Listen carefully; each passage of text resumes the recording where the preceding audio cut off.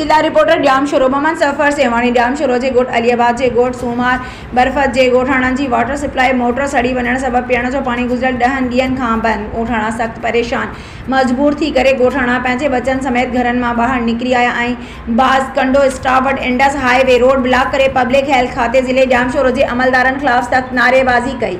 जॾहिं त पूरे पाकिस्तान में सख़्त गर्मीअ जी लहर हूंदे बि पब्लिक हेल्थ खाते ड्याम शुरू ज़िले जा अमलदार हिन ॻोठ जे वाटर सप्लाई स्कीम जो सड़ियल मोटर केतिरनि ॾींहनि खां न ठाराए ज़ुल्म करे रहिया आहिनि। जॾहिं त ॻोठाणनि जो चवणो त ड्याम शुरू ज़िले में हिन शदीद कहर जी गर्मी हुअण जे बावजूद भी पीअण जे पाणीअ जी वाटर सप्लाई स्कीम जी मोटर सड़ी वियूं। उनखे ठहिराइण लाइ पब्लिक हेल्थ खाते अमलदार तयारी नाहिनि।